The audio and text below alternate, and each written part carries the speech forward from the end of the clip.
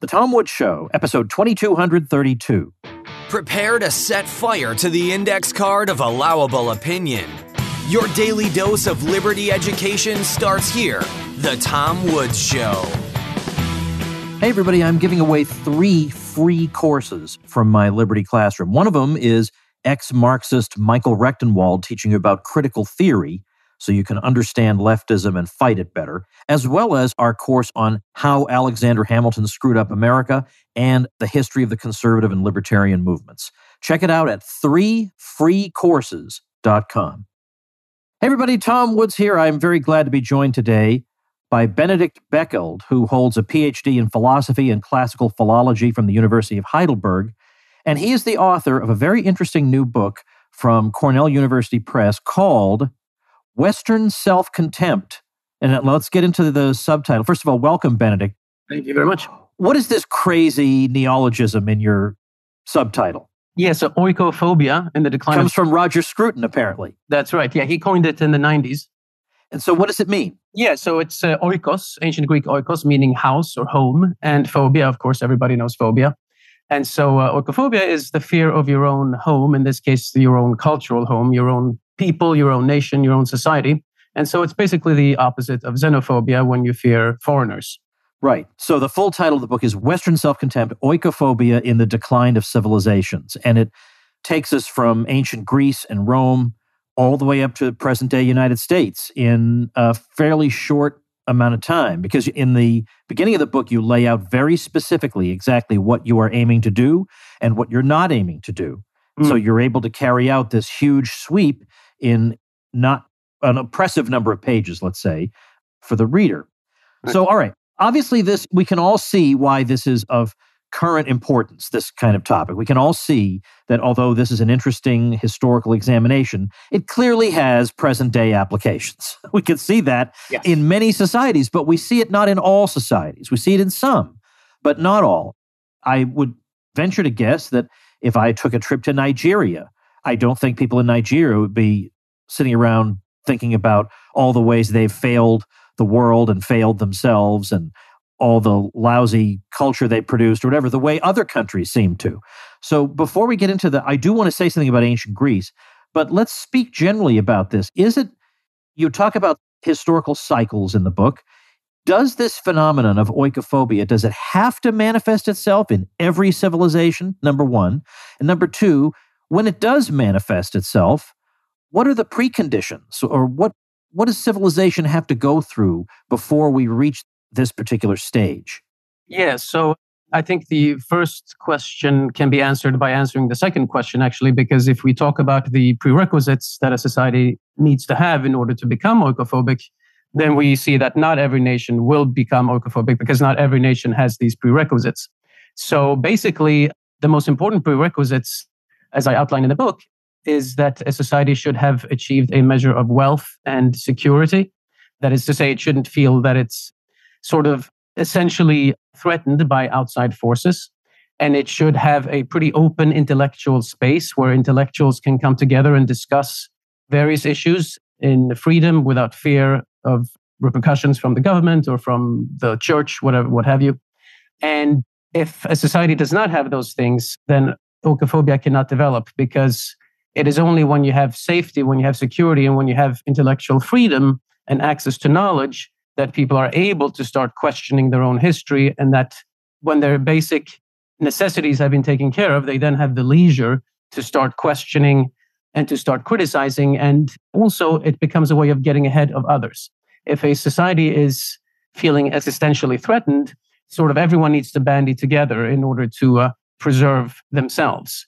Whereas when you have, as we have in the United States, for example, a feeling that no one really needs to do anything, we're not about to be invaded by Canada or anything like that, everyone is safe, more or less anyway, and we all live in a space where everyone has leisure, these are prerequisites for self-questioning. And so we see that repeating in history when a society has achieved such a state, which it doesn't have in the beginning, right? It achieves such a state over time through military and economic success. And so we see, because of these prerequisites, since not every country has these prerequisites, not every country will become subject to oikophobia. You mentioned Nigeria, right? So I actually talk a little bit about it in the book, just a couple of pages about oikophobia in non-Western countries. When that happens, it's more because of Western influence. So, for example, Western colonization and Western influence will lead certain elements of a more tribal community to consider themselves inadequate in comparison, and they'll be seduced by computers and cars and Hollywood stars and all of these things. And so they'll start to look down on their own, quote unquote, more primitive culture as a reaction to that. That's more because of Western interference, so to speak. It's not so much because of their own homegrown intellectual development, whereas Western societies become oikophobic sort of by themselves, by their own development.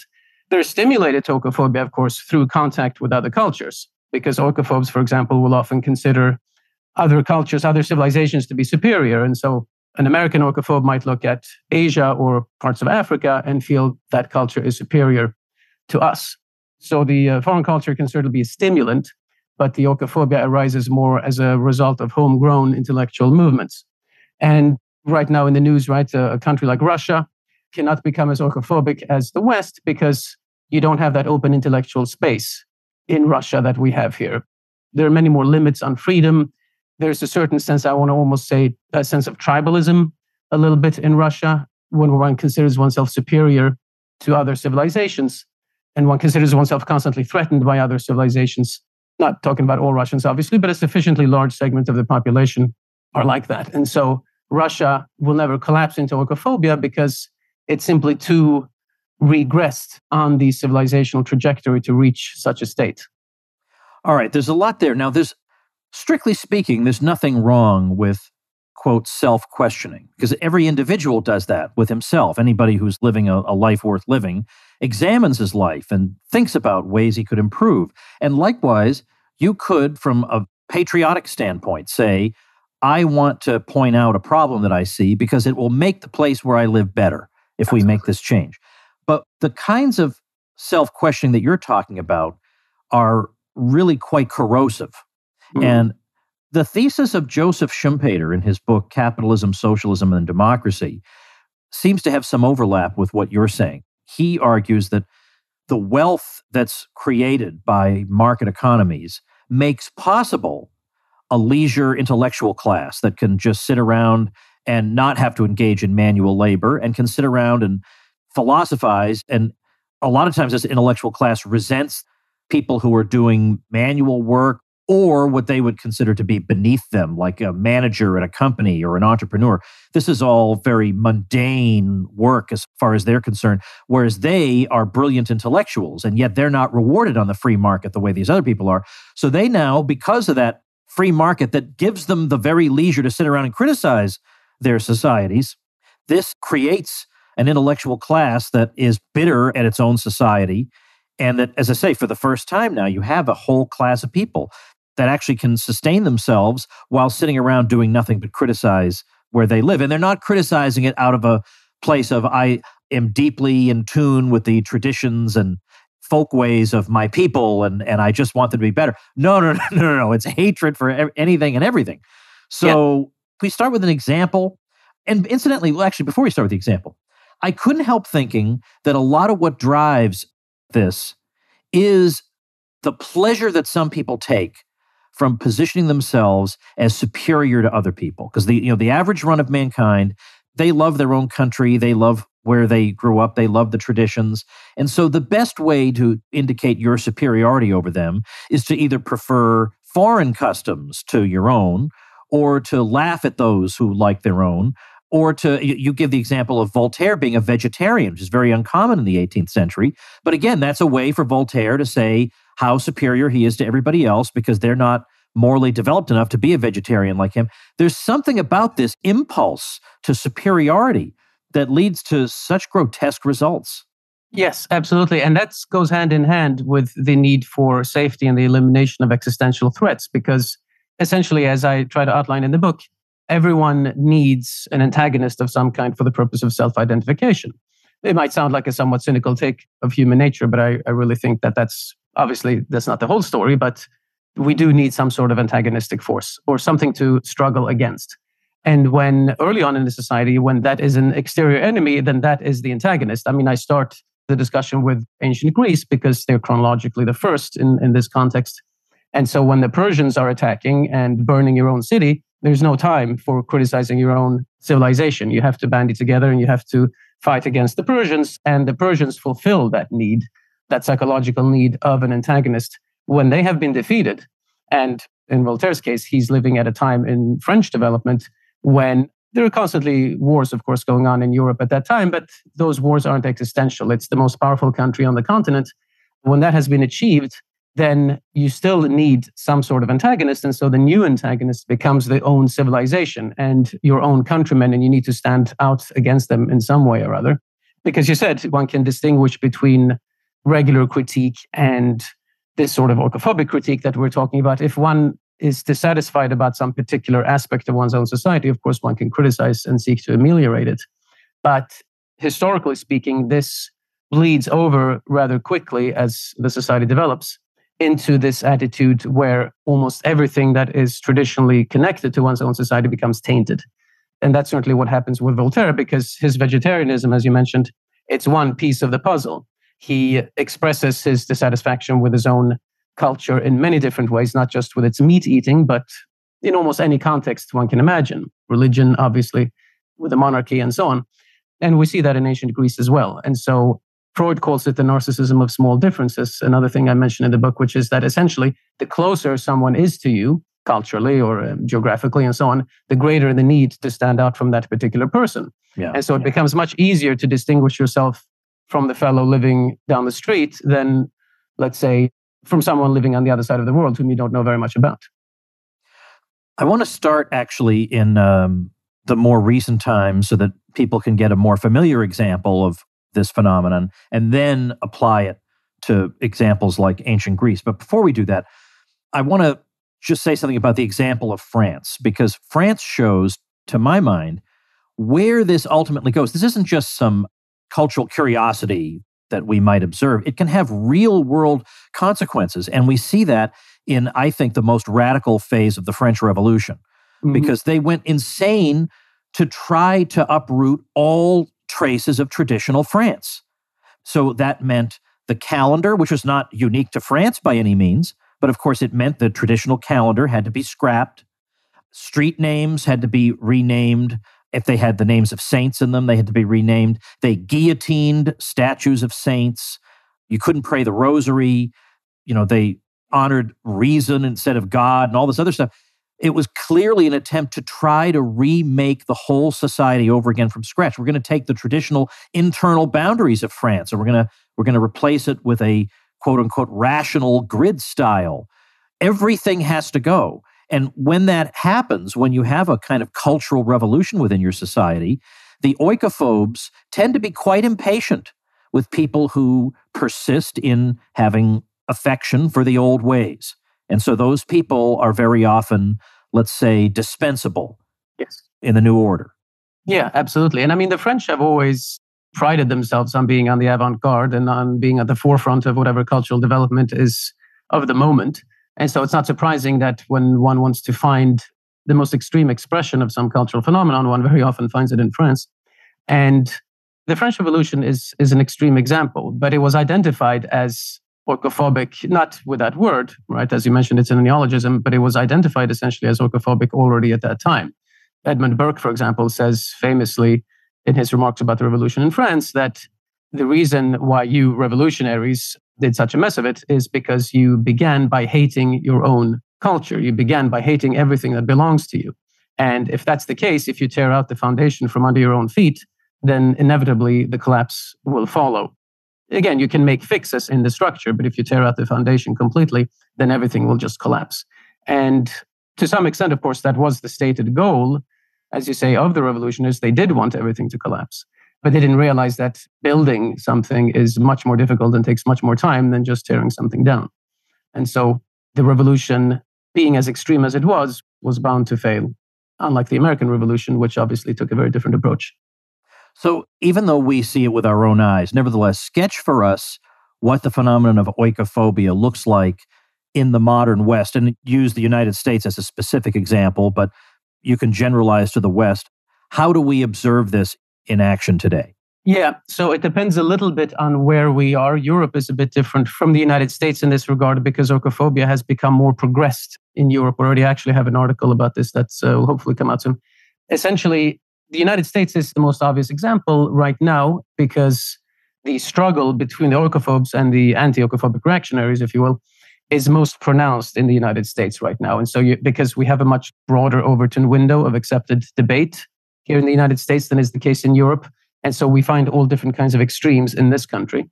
So you have the people, of course, the orcophobes, who are the ones who tear down statues of our founding fathers and who want to, there's so many different expressions, but who want to uproot everything that can be called traditional or that can be called typical, uprooting gender roles, obviously, going very much against all established forms of religion, and so on and so forth. Right? The list is long. From the point of view of imagery, probably the tearing down of statues of George Washington and Abraham Lincoln and so on are probably the most obvious manifestations of orcophobia, but it takes many forms. You have that, and on the other hand, we have a strong resistance to that as well, obviously from a more conservative direction here in the United States. In Europe, it's more subtle because essentially in Europe, certainly in Western Europe, the orcophobes have already won.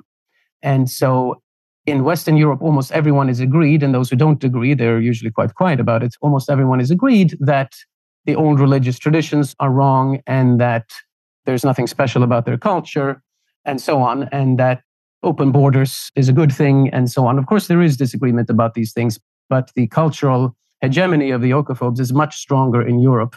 And so there, the struggle is much more subtle.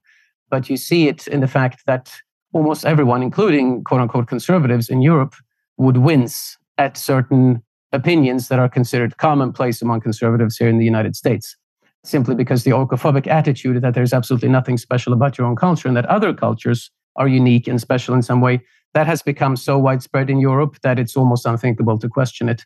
Whereas here in the United States, we seem to be a little more orcophobic because the orcophobes here have a much greater resistance to face, and so they become louder in turn. But so those are the expressions of orcophobia, certainly, that we see today. Hey, folks, quick message from Old Woods here. If you are looking to add Bitcoin to your retirement account and thinking about the long haul, then the best and easiest way to do that is with BitTrust IRA. BitTrust IRA helps you seamlessly and securely add cryptocurrency to your portfolio. It stores your private keys in nuclear bunkers with military-grade encryption. They have a 24/7 trading platform with no minimum investments and unlimited trades, plus a team to help guide you along the way if you have any questions. They also offer the lowest trading fees in the industry. I've often said that if Bitcoin is ever to gain more widespread acceptance, it's going to have to be more user-friendly, and BitTrust IRA could not be easier to use. So go to bittrustira.com/woods today to learn more. And for a limited time, BitTrust IRA is waiving the sign-up fee for Tom Woods Show listeners, a $50 value. That's bittrustira.com/woods, BITTRUSTIRA.com/woods. All right, so then let's go back to ancient Greece. Now, obviously, in ancient Greece, there are no blogs, there's no internet, there's no intellectual class speaking 24 hours a day. We don't have everything that was written, even by many of the most prominent people. So obviously, we're not going to see the massive cascade of examples that we see in the United States. And also, I think probably it was milder, considerably milder in ancient Greece than it is today. Yes. But let's talk about some examples. And I noticed that between Greece and Rome, and then if we go into the future, we can think about the Enlightenment. If we look at the Stoics, and then much later Enlightenment figures, the emphasis on reason, the universality of reason, the worldwide brotherhood of man, that really there's just one people all around the world. There's no reason that believing in those things has to then lead to a kind of mocking condescension toward your own society. But yet, for some reason, that does seem to be where it leads. Yeah, so we would have to distinguish there between philosophical and historical discourse. So purely on the philosophical level, thinking that there should be a brotherhood of man and so on, doesn't necessarily lead to orcophobia, although it does necessarily lead to a reduction of one's own cultural particularities. Because as much as we would like to deny it, there are elements of various cultures that cannot coexist in the same space without one having to yield, that are incompatible with one another. One thinks, for example, of gender roles, of the liberation of women, right, in the Western world, and the role of women in certain other parts of the world. those two views are simply incompatible and they cannot coexist in the same space. So if you are going to have a brotherhood of man and the attitude that we're all one people, then necessarily one would either have to struggle against the cultural norms of other civilizations, or one would have to sort of lessen the intensity of one's own culture. And so to some extent, this sort of progressive attitude, this universalist attitude, does to some extent lead to self-critique. And that's on the philosophical level. On the historical level, it most certainly does, because we see how this impulse toward universalism essentially cannot be stopped, right? The human psyche is such, certainly on a mass level, that we are incapable of going up to a particular point and then stopping there and saying, okay, this far and no further. This is a reasonable point at which to stop this particular development. That doesn't happen. Rather, human beings, again, this can take place, not a particular human being, this takes place over generations, but human beings are incapable of stopping at a reasonable point. And so that drive toward universalism does, historically speaking, lead to a self-denigration. And we see this, again, repeated since the ancient world. You're right to say that it's not as intense in the ancient world as it is today, and there are several reasons for that. For example, in ancient Greece, they didn't have a concept of human rights as we have today, and so there's not this idea that every human being is intrinsically worth the same. That idea actually does start to develop. You mentioned the Stoics. That idea actually does start to develop among the Stoics. But by and large, the sort of classical Greek mentality is not that. But we still see the same sort of transformation, the same trajectory take place in ancient Greece as well. The only thing, they cannot go as far in that direction as we can, because as we mentioned before, the prerequisites are safety and an open intellectual space and egalitarianism and so on. They had those things, but not to the same extent that we have them. And so it stands to reason that our oikophobia is more extreme than was ancient Greek oikophobia. But the same sort of transformation does take place and is clearly recognizable, but it's more of an elite phenomenon, whereas here now in the modern world, it's become much more of a mass phenomenon. But yet as a mass phenomenon, though, you still feel like the masses are nevertheless following the elites. I find it highly doubtful that most of these people, if they weren't being led by the nose by the entertainment world and by certain politicians, it seems to me highly doubtful they ever would have had any of these ideas. Yeah, no, I think that's a reasonable conjecture. And one finds the tendency among regular people to want to rise to the level of the elites by aping their, not their customs maybe, but by imitating their views and by adopting their views. I mean, the typical example, of course, is, in college, students admire their professors for their intellects and intelligence and so on. And so they are naturally attracted by the ideas that come from the intellectual elite in the universities. And so then that bleeds down even unto those students who do not become intellectuals themselves, right, who just have a BA and then they exit the academic world and they enter the workforce. They will still have been tainted by those ideas. But it's also that access to information has become much broader. Today, this is also something I talk about in the book. The greater the access to information is, such as through the internet, the greater is the illusion of expertise. The illusion of expertise is something that has happened in the past also, for example, with the printing press, right, that increased access to information in the 1500s greatly. And so that had a similar effect. But essentially, the more access to information for regular people there is, the more self-questioning they will become. And that's why, for example, we don't find it as much in ancient Greece, because when we talk about the Greeks, quote unquote, the Greeks, what we really mean is the elite, the nobility. And so a regular 5th century BC Peloponnesian donkey driver, no, he was not an oikophobe. But we can meet regular people today on the street and anywhere in the United States who are oikophobes. And so that is a difference. All right, I have a couple more things. Now, obviously, we're just scratching the surface of your book. So, Western Self-Contempt. Doesn't it sound like a book you want to read? You should pick it up. Of course, I'll have it linked at tomwoods.com/2232. I'm curious about if you might say something about your chapter on how religion plays into all this, because I can see it going both ways. Mm-hmm. It depends on what religion we're talking about. Are we talking about Christianity before the Enlightenment, basically? Then that's one thing. But if we're talking about Jesus wants you to be nice, Christianity, then I could see that playing a completely different role. Yes, no, that's true. And you're certainly right. When I talk about religion in the book, I am talking more about the traditional institutions. It's certainly true that, of course, as you know, as I think many people have noticed, there is certainly an oikophobic strain now in Christianity as well, in certain parts of Judaism, Reform Judaism as well, for example, not in Orthodox Judaism, that sort of has this kumbaya attitude, right? And Jesus was sort of this friendly hippie and just wants us all to get along.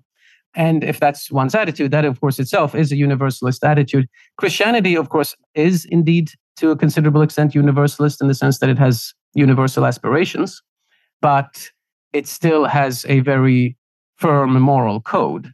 And so that moral code becomes entrenched in the culture. And so if one goes against one's own civilization, one goes against one's own religion as well. The sort of watered down Christianity, especially among the Jesuits, for example, they tend to be on the forefront of this, can certainly encourage oikophobia. That's true. So I would say that you say post-Enlightenment Christianity, that's certainly true. And I would say that this is Christianity that has simply become less Christian. And so that's why it's able to be oikophobic. And one sees this in Judaism, right? Judaism that has become less Jewish, if I can call it that, but I think that's a fair assessment, such as Reform Judaism, which I would simply say is less Jewish than Orthodox Judaism, can be oikophobic simply because it has diluted its own core message to such an extent.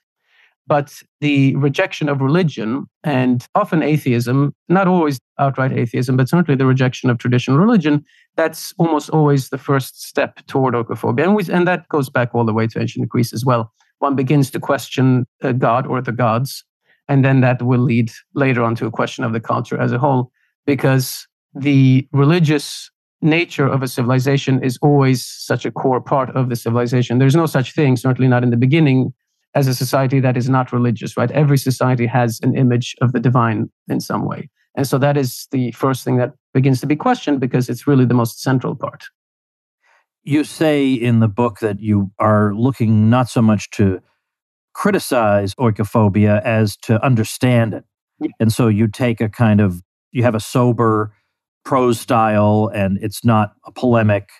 But now that your book is finished and you're on the Tom Woods Show, now you can adopt that polemical style. So now I would like to know what the unrestrained Benedict Beckeld thinks about this phenomenon and why it matters to us. What is the practical effect of the fact that this phenomenon appears and reappears in various civilizations? Why should we care? Yeah, I'm not sure you want the unrestrained version. We'll be here for another hour, but yes. So I say in the book, right, as you correctly say, because the reason I say that in the book, maybe I should say, first of all, is it's not that I think people who read the book and you have it as well would see that I'm certainly no friend of oikophobia. It's obvious. Right, right. Yeah, exactly. Yeah. I say it though, it's a little bit to cover my bases, but it's also because there are certain manifestations of oikophobia that are a little shadier. And there are certain expressions of oikophobia coming from people whose work I very much admire in many other respects. And so, for example, Euripides, right? He's somebody who questions the Greek gods. And so he takes a first step in that direction. But I absolutely love Euripides, right? I think he's a great poet. And so there are many examples like that. So that's why it's more a question of seeking to understand what's going on than to criticize it.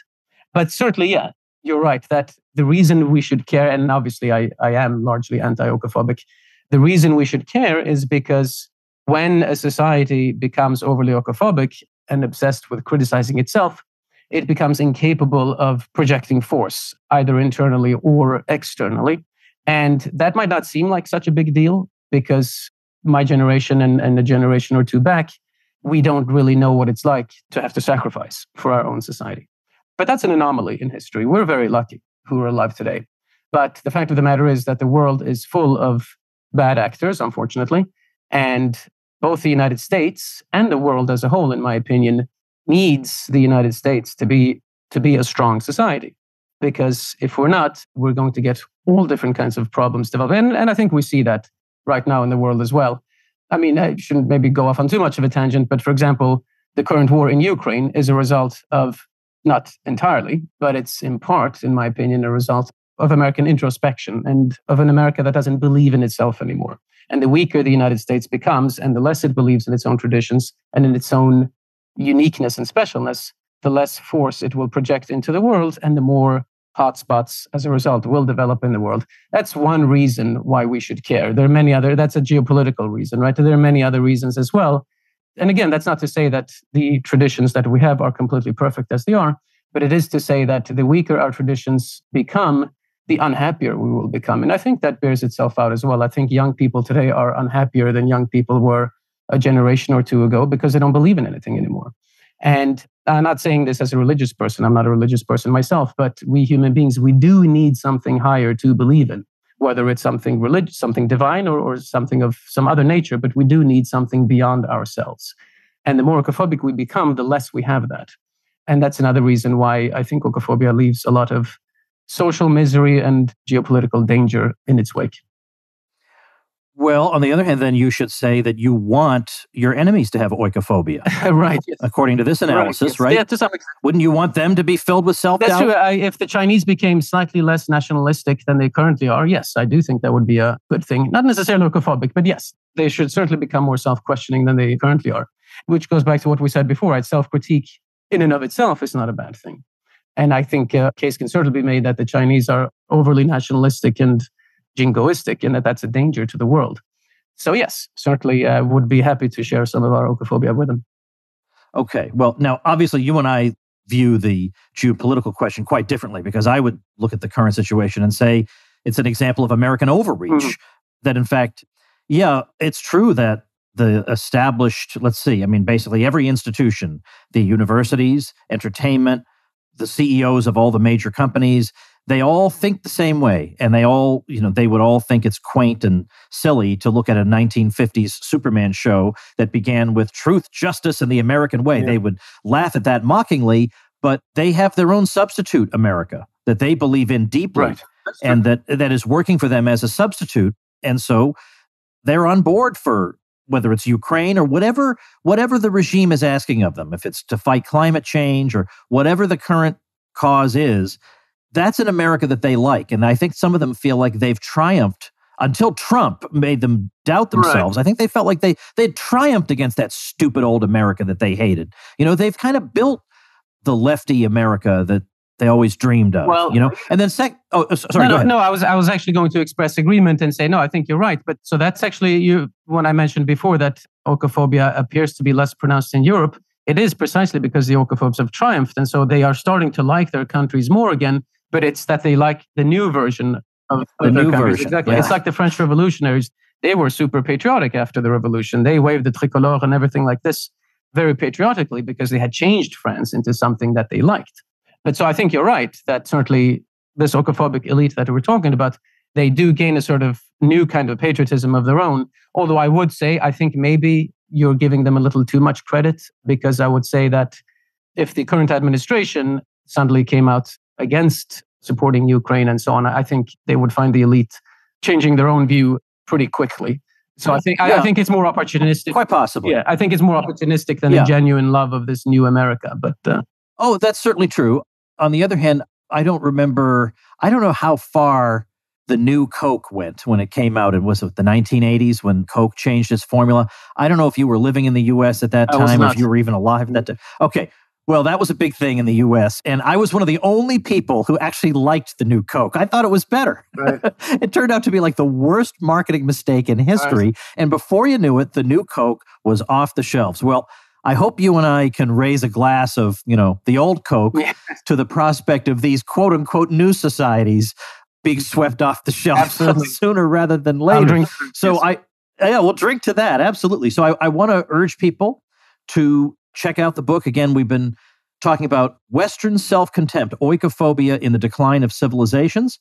You'll find it linked at tomwoods.com/2232. And bear in mind, there are so many more riches in this book that we couldn't even cover in the traditional Tom Woods Show allotted time. But Benedict, thank you very much. Thank you so much. It's been a pleasure. And thank you, ladies and gentlemen. Become a smarter libertarian in just 30 minutes a day. Visit tomwoods.com to subscribe to the show for free, and we'll see you next time.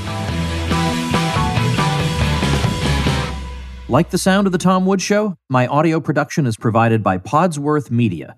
Check them out at podsworth.com.